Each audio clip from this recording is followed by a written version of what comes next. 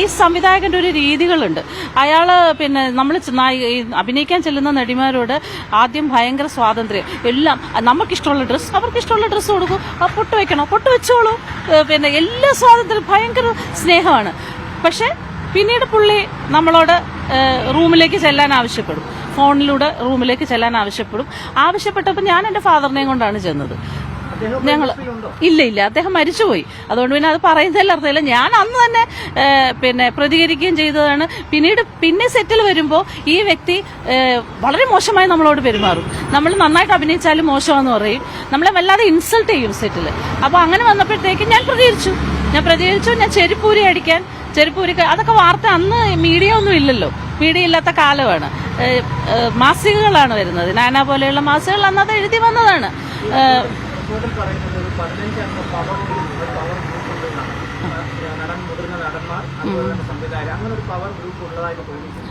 Power group ഉണ്ടായിരിക്കാൻ സാധ്യതയുണ്ട്. പിന്നെ ഞങ്ങളൊക്കെ ഈ പിന്നെ എന്താ പറയുക, ഇതിൽ പറഞ്ഞിരിക്കുന്ന പോലെ അവസരത്തിന് വേണ്ടിയിട്ട് ബെഡ് ഷെയർ ചെയ്യണം, ആ രീതിയിലല്ലാതെ തന്നെ പല കാര്യങ്ങളിലും നമ്മൾ പ്രതികരിച്ചതിന്റെ പേരിൽ ഇത്തരം പവർ ഗ്രൂപ്പ് ഉണ്ടാവാം. ഇപ്പം എനിക്കത് തോന്നുന്നു.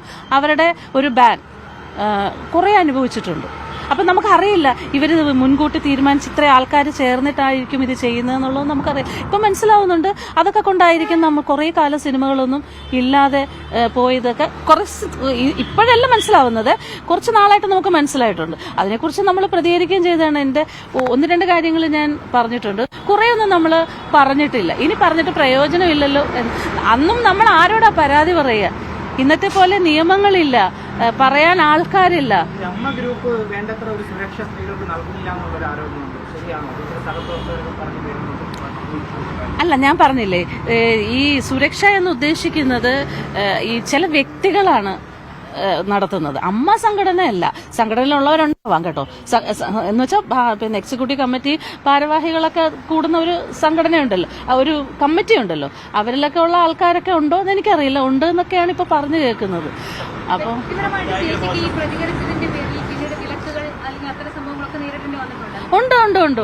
ഉണ്ട് നേരിടേണ്ടി വന്നിട്ടുണ്ട്. പടങ്ങൾ ഒരുപാട് നഷ്ടപ്പെട്ടിട്ടുണ്ട്.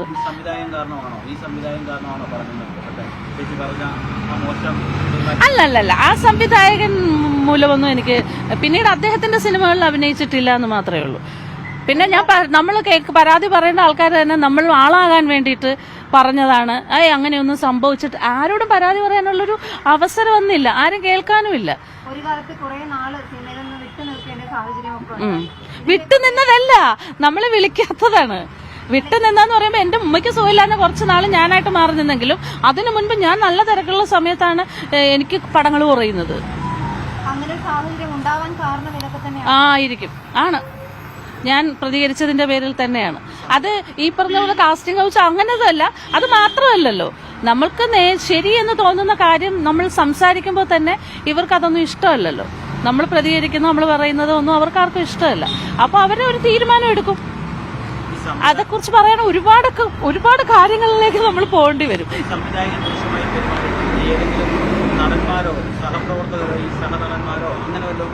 സാരില്ല, നടന്മാരൊന്നും നമ്മളോട് അങ്ങനെ മോശമായിട്ട് പെരുമാറില്ല. ഞാൻ പറഞ്ഞില്ല, ഞാൻ പ്രതികരിക്കുന്ന ആളായതുകൊണ്ടാവാം. പക്ഷെ എൻ്റെ സഹപ്രവർത്തകർ ഒരുപാട് പേര് എന്നോട് പറഞ്ഞിട്ടുണ്ട് കേട്ടോ, മോശമായിട്ട് അവരോട് പെരുമാറിയിട്ടുണ്ട് എന്ന് പറഞ്ഞിട്ടുണ്ട്. സംവിധായകർ അവസരം കൊടുത്ത് ഹോട്ടലിൽ വന്ന് താമസിച്ചതിന് ശേഷം ഇത്തരം ആവശ്യങ്ങൾ പുള്ളി ആവശ്യപ്പെട്ടത് കഴിഞ്ഞാൽ അദ്ദേഹത്തിന് അത് നടത്തി കൊടുത്തില്ലെങ്കിൽ അവരെ പിറ്റേ ദിവസം പറഞ്ഞു വിടുന്ന എൻ്റെ ഒരു സുഹൃത്ത് പറഞ്ഞിട്ടുണ്ട്. അങ്ങനെ ഇത്രയും വിവാദമായ ഹേമ കമ്മിറ്റി റിപ്പോർട്ട് പുറത്തു വന്നു. സർക്കാരിനോട് ഞാൻ നീതി കിട്ടുമെന്ന് തോന്നുന്നുണ്ടോ? അല്ല, സാധാരണഗതിയിൽ ഇത് കുറച്ച് 2-3 ദിവസം കഴിയുമ്പോൾ അങ്ങ് മുങ്ങിപ്പോവുകയാണ് പതിവ്. ഞാൻ റിക്വസ്റ്റ് ചെയ്യുകയാണ്, നിങ്ങൾ ദയവായിട്ട് ഇതിനകത്ത് നിയമത്തിന്റെ മുന്നിൽ ഇവരെ കൊണ്ടുവന്ന് അവർക്ക് അതൊരു മാതൃകയായിരിക്കണം.